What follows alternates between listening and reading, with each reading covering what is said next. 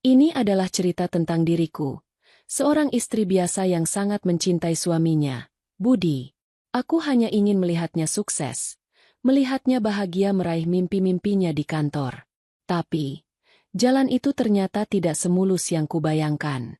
Aku menemukan diriku terjebak dalam sebuah dilema yang tak terbayangkan. Saat bos suamiku, Pak Hendra, muncul dengan sebuah tawaran terselubung.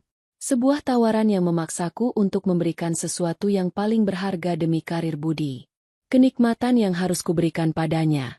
Berulang kali, tanpa sepengetahuan suamiku. Inilah kisahku selengkapnya. Namaku Maya. Seperti kebanyakan wanita seusia denganku, aku punya seorang suami yang kucintai, Budi, dan sebuah rumah sederhana yang kami sebut istana. Hidup kami tidak mewah, tapi cukup. Kami punya tawa di pagi hari saat Budi menyeruput kopinya, dan cerita-cerita kecil di malam hari tentang hari yang telah dilewati. Pernikahan kami harmonis, penuh pengertian, setidaknya begitulah yang selalu kurasakan. Budi adalah pria baik, pekerja keras, dan dia mencintaiku dengan sepenuh hati. Namun, di balik semua kehangatan itu, ada satu awan mendung yang perlahan menghimpit kami, karir Budi. Dia adalah seorang karyawan di sebuah perusahaan konsultan besar. Sejak awal kami menikah, Budi selalu punya ambisi besar.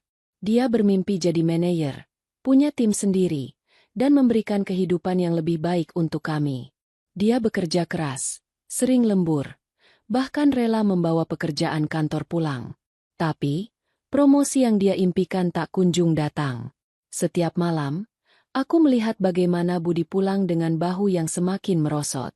Wajahnya kusut, senyumnya tipis. Dia akan bercerita tentang rekan kerjanya yang baru saja naik jabatan.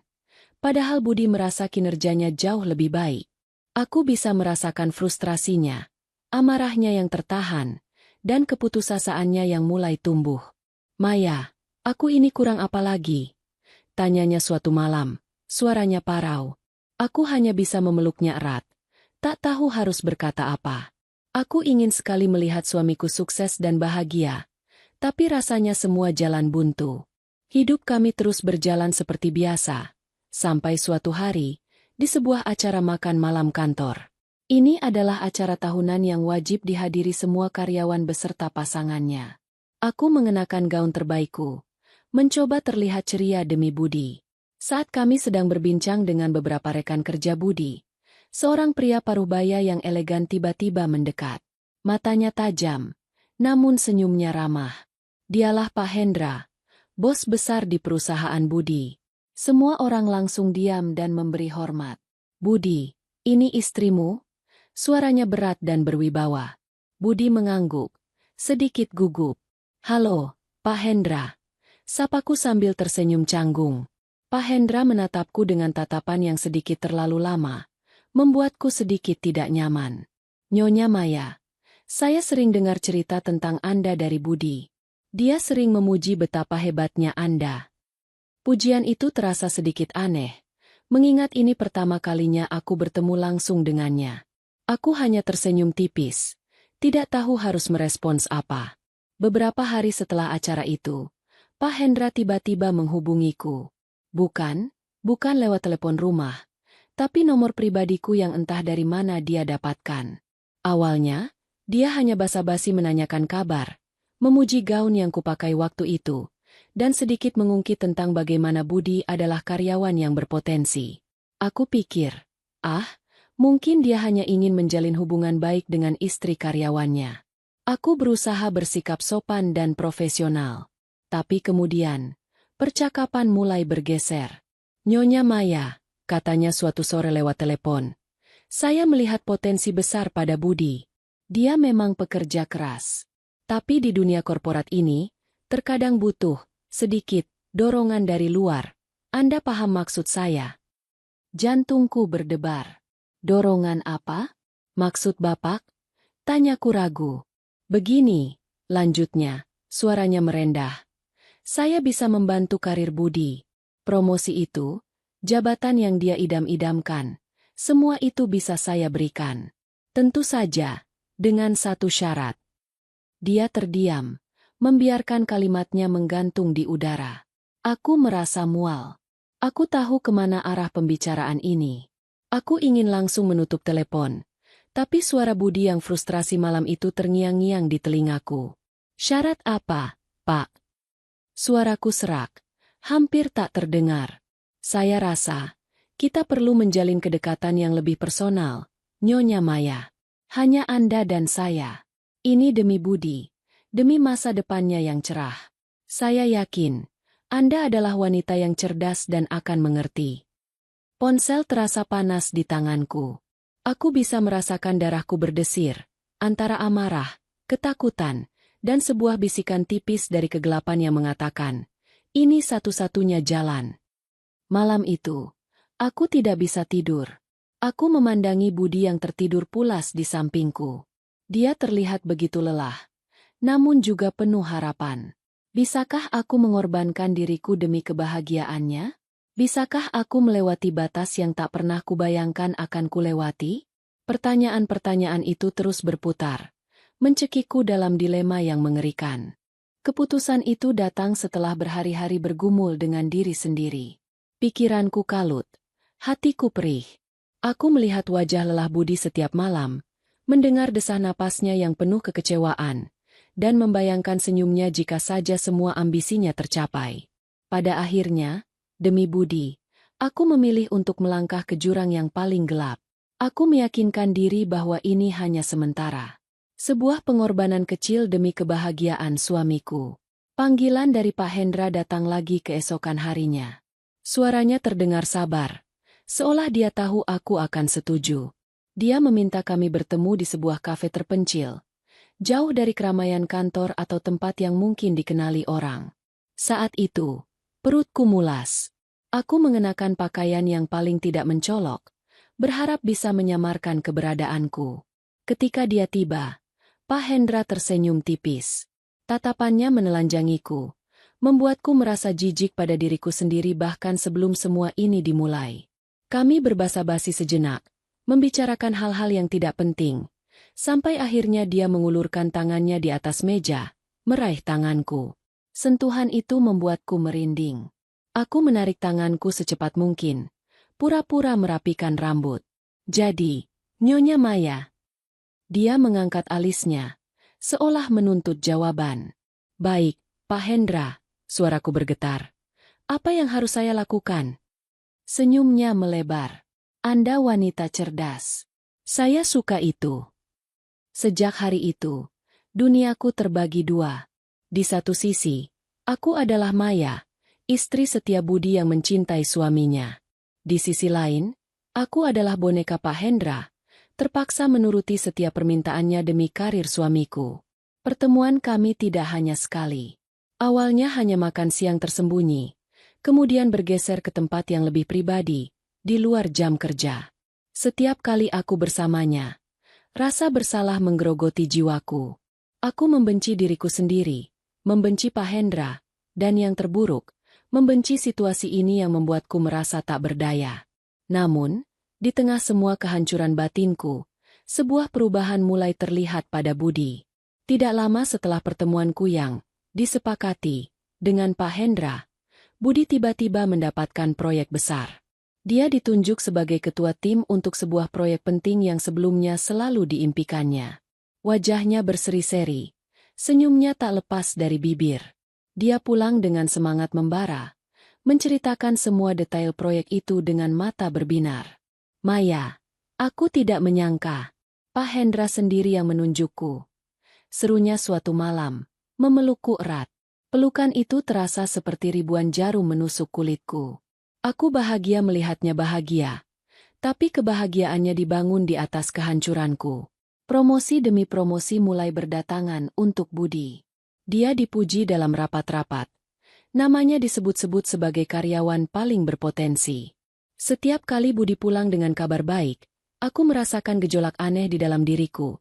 Campuran antara kelegaan bahwa pengorbananku membuahkan hasil, dan rasa sakit yang mendalam karena harus terus-menerus menipu pria yang paling kucintai. Aku menjadi ahli dalam menyembunyikan emosi.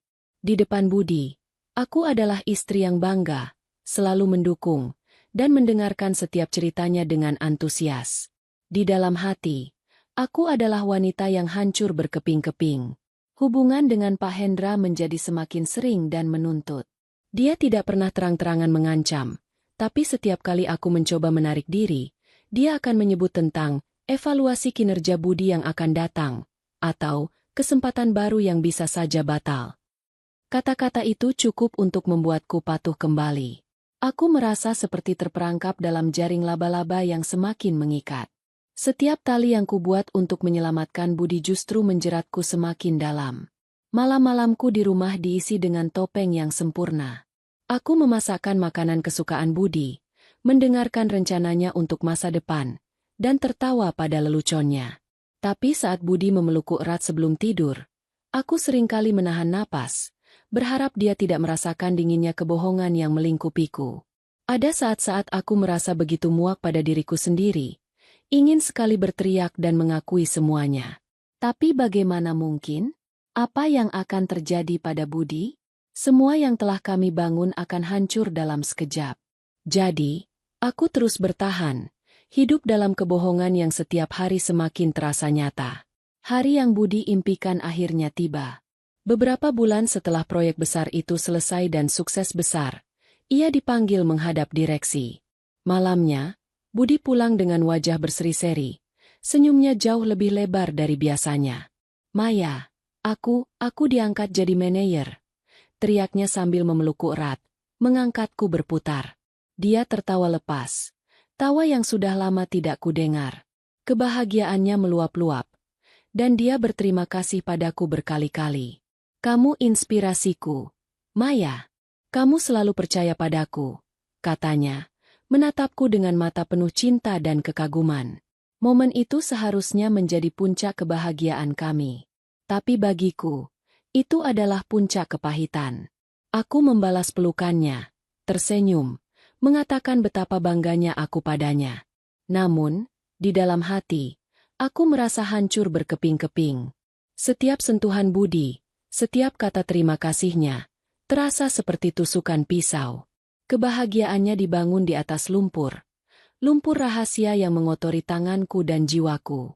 Rasa bersalah itu kini tak hanya menghantuiku, tapi juga mendominasi setiap aspek hidupku. Aku sering menangis dalam diam saat Budi sudah tertidur pulas. Aku merasa jijik pada diriku sendiri. Bagaimana bisa aku, istri yang katanya setia, melakukan hal sejiwa ini? Aku ingin sekali jujur. Ingin sekali melemparkan semua beban ini pada Budi, tapi aku tahu aku tidak bisa. Apa yang akan terjadi pada mimpinya? Pada kebahagiaan yang baru saja ia raih? Aku tak sanggup melihat itu hancur karena kebodohanku. Secara tidak sadar, aku mulai menjaga jarak emosional dengan Budi. Sulit bagiku untuk sepenuhnya merasakan kebahagiaan bersamanya, untuk membalas pelukannya dengan ketulusan yang sama, karena rahasia itu selalu ada di antara kami, seperti tembok tak terlihat. Aku takut jika aku terlalu dekat, ia akan merasakan kegelisahan, atau bahkan membaca kebohongan di mataku.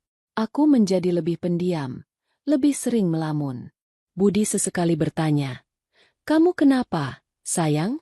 Ada masalah?" Aku selalu menjawab dengan senyuman paksa dan alasan klise tentang kelelahan. Sementara itu, hubungan dengan Pak Hendra menjadi semakin intens dan menuntut. Dia tidak lagi meminta, tapi lebih ke memerintah. Dia merasa memiliki kendali penuh atas diriku, dan dia seringkali memanfaatkannya. Aku mencoba mencari celah untuk melepaskan diri. Pernah suatu kali, aku pura-pura sakit, menolak bertemu dengannya. Tapi dia mengancam akan meninjau ulang kinerja Budi. "Tentu saja," katanya dengan nada dingin. "Budi kan masih di masa percobaan sebagai manajer. Sedikit saja kesalahan bisa fatal." Ancaman itu cukup untuk membuatku kembali patuh. Aku tahu dia tidak main-main. Hidupku adalah drama tanpa henti, sebuah pertunjukan sempurna di hadapan Budi. Setiap kali ada panggilan telepon masuk dari nomor tak dikenal, jantungku berdebar kencang. Setiap kali Budi bertanya mengapa aku sering pergi atau mengapa aku terlihat murung, aku harus cepat-cepat mencari alasan yang masuk akal. Aku hidup dalam ketakutan yang konstan. Takut rahasia ini akan terbongkar. Pikiran itu adalah siksaan terberatku. Pernah satu kali, aku hampir ketahuan. Pak Hendra memintaku menemaninya makan siang di sebuah restoran di pusat kota, tepat di dekat kantor Budi. Aku menolak, tapi dia memaksa. Saat kami sedang menunggu makanan, aku melihat Budi dan beberapa rekan kerjanya berjalan masuk. Jantungku serasa berhenti berdetak. Aku langsung menundukkan kepala, mencoba bersembunyi di balik menu. Pak Hendra, dengan tenang, bertanya, "Kenapa, Maya? Kamu kenal mereka?" Aku hanya menggeleng, berharap Budi tidak melihatku. Untungnya, mereka mengambil meja di sisi lain ruangan, dan aku berhasil keluar tanpa terlihat. Namun, insiden itu meninggalkan bekas luka ketakutan yang dalam. Aku tahu, kapan saja, kehidupanku bisa hancur berantakan. Aku masih ingat hari itu dengan jelas. Budi pulang kerja dengan wajah yang sedikit terkejut. Namun ada gurat lega. "Maya, ada berita besar di kantor," katanya, melepas sepatunya. "Pak Hendra akan pensiun." Kata-kata itu seperti embusan napas panjang yang akhirnya kuhembuskan setelah menahan napas bertahun-tahun. "Pensiun? Pak Hendra?" Jantungku berdetak kencang, antara tidak percaya dan kelegaan yang luar biasa. Beban yang selama ini menimpaku rasanya terangkat begitu saja. Apakah ini artinya semua akan berakhir? Tidak lama setelah kabar itu menyebar, Pak Hendra menghubungiku untuk terakhir kalinya. Dia meminta pertemuan. Aku setuju. Kali ini tanpa rasa takut yang mencekik. Ada campuran perasaan yang aneh. Lega? Ya. Tapi juga sedikit kecemasan akan bagaimana semua ini akan berakhir. Kami bertemu di tempat yang sama saat pertama kali kami bertemu. Kafe terpencil itu. Dia tidak lagi menunjukkan tatapan menguasai seperti biasanya. Ada semacam kelelahan di matanya. "Nyonya Maya," katanya. Suaranya lebih lembut dari biasanya. "Saya rasa ini pertemuan terakhir kita." Aku hanya mengangguk, menunggu. "Anda telah melakukan pekerjaan yang luar biasa. Budi, dia benar-benar sukses, bukan?" Ada jeda, dan dia menatapku lekat. "Dan semua itu, berkat Anda." Dia tidak mengucapkan ancaman. Tidak ada lagi janji-janji terselubung. Hanya pengakuan, yang entah mengapa, terasa hambar. "Saya harap Anda menemukan kedamaian sekarang," lanjutnya, mengambil kunci mobilnya. "Terima kasih atas segalanya." Dia bangkit, dan tanpa menoleh lagi, dia pergi. Aku hanya duduk di sana, menatap pintu yang baru saja dia lewati. Semuanya berakhir begitu saja. Kelegaan yang kurasakan saat itu sungguh tak terlukiskan. Rasanya seperti sebuah tumor ganas telah diangkat dari jiwaku. Aku bisa bernapas lagi, tanpa takut akan panggilan telepon yang tiba-tiba, tanpa harus menciptakan alasan-alasan baru, tanpa harus hidup dalam ketakutan akan terbongkarnya rahasia. Hidupku setelah Pak Hendra pensiun perlahan kembali ke jalur yang seharusnya. Aku mulai bisa memeluk Budi tanpa rasa bersalah yang menggerogoti. Aku bisa tertawa lepas bersamanya, merencanakan masa depan tanpa bayang-bayang gelap yang selalu mengikuti. Budi, tentu saja, tidak pernah tahu. Dia terus bersinar di karirnya, semakin diakui dan dihormati. Dia selalu menganggapku sebagai istri yang mendukungnya dari belakang, pahlawan tanpa tanda jasa. Ironis, bukan? Namun, bekas luka itu tetap ada. Terkadang, bayang-bayang masa lalu masih menghantuiku, terutama di malam-malam yang sunyi. Aku sering bertanya pada diriku sendiri, apakah harga yang kubayar sepadan dengan kebahagiaan suamiku? Apakah aku benar-benar melakukan hal yang benar? Pertanyaan-pertanyaan itu tak pernah benar-benar lenyap, hanya mereda. Dari semua pengalaman pahit ini, aku belajar satu hal. Terkadang, demi orang yang kita cintai, kita rela melangkah ke tempat-tempat yang paling gelap. Aku tidak bangga dengan apa yang telah kulakukan, namun aku juga tidak menyesal sepenuhnya. Aku melihat Budi, suamiku, pria yang dicintai dan dihormati, dan aku tahu bahwa aku telah memberinya kesempatan untuk meraih mimpinya. Rahasia ini akan selalu menjadi bagian dari diriku, terkunci rapat di dalam hati. Aku tidak akan pernah menceritakannya kepada siapapun, terutama kepada Budi. Karena, terkadang, cinta sejati juga berarti rela memendam beban sendirian, demi menjaga cahaya di mata orang yang kita cintai. Aku memilih untuk terus melangkah maju, membawa rahasia ini selamanya.